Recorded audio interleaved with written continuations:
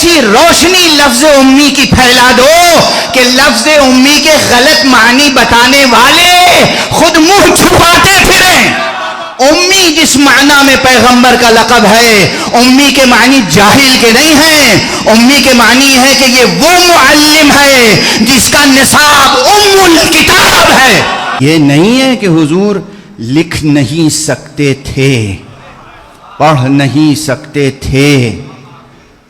لکھ نہ سکنا اور ہے، نہ لکھنا اور ہے. قرآن مجید کی آیت میں بھی بس یہ ہے کہ اے حبیب، یہ قرآن نازل ہونے سے پہلے نہ آپ لکھتے تھے نہ آپ پڑھتے تھے. یعنی لکھتے نہیں تھے، پڑھتے نہیں تھے. یہ نہیں کہ لکھ نہیں سکتے تھے، پڑھ نہیں سکتے تھے. توجہ ہے؟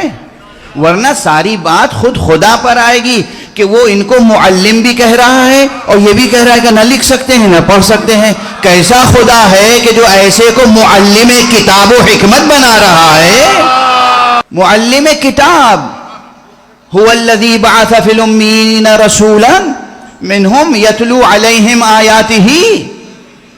اگر لکھنا نہ جانتے، پڑھنا نہ جانتے تو آیت یہی ختم ہو جاتی کہ یتلو، یعنی آیت آتی ہے اور یہ سنا دیتے ہیں. لیکن آگے کہا وَيُعَلِّمُهُمُ الْكِتَابِ، کتاب کی تعلیم دیتا ہے.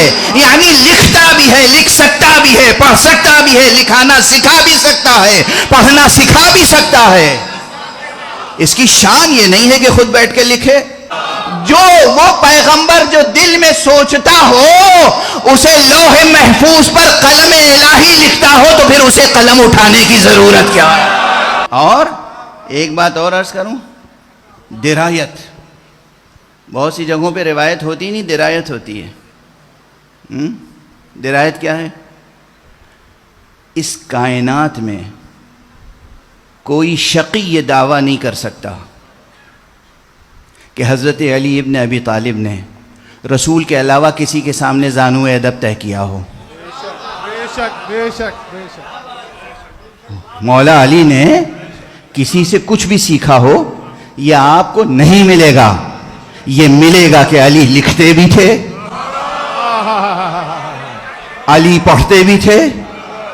تو علی کو لکھنا کس نے سکھایا اگر رسول کو لکھنا نہیں آیا؟ سبحان اللہ سبحان اللہ. واضح. کوئی ایسا باپ تصور کیجئے کہ جو اپنے بیٹے کو کہیں جانے ہی نہ دیتا ہو، ہمیشہ اپنے ساتھ رکھتا ہو، کسی کا شاگرد نہ بنائے، خود ہی سکھائے پڑھائے، ہر چیز خود سکھائے. خود مولا علی نے نہج البلاغہ میں اعلان فرمایا ہے کہ میں اگر میری تعلیم و تربیت ہوئی ہے تو وہ مصطفیٰ کے آغوش میں، بس. اس کے علاوہ ممکن نہیں تھا. معصوم ہی معصوم کو پروان چڑھاتا ہے، کوئی غیر معصوم کسی معصوم کو پروان نہیں چڑھا سکتا. علی وہ معصوم ہے جو اس کائنات کے سب سے بڑے معصوم مصطفیٰ کی آغوش میں پروان چڑھے ہیں. اور مولا امیر المومنین لکھتے بھی تھے، پڑھتے بھی تھے. تو حضور کے علاوہ کس نے سکھایا؟ یہ دیکھو، یہ سب باتیں جو ہیں سمجھنے سمجھانے سے تعلق رکھتی ہیں درایت تک پہنچانے کے لیے، ورنہ ان کے رتبے تو اتنے بلند ہیں کہ یہ لکھنا اور پڑھنا اور سکھانا اور سیکھنا یہ الفاظ ان کے لیے زیب نہیں دیتے. جو ظرف علم الہی ہوں، جو خزینہ دار علم مشیت ہوں، جنہوں نے مشیت حق پر زندگی بسر کرنا اپنا شعار بنایا ہو. یاد ہے نا اس فقیر کا جملہ؟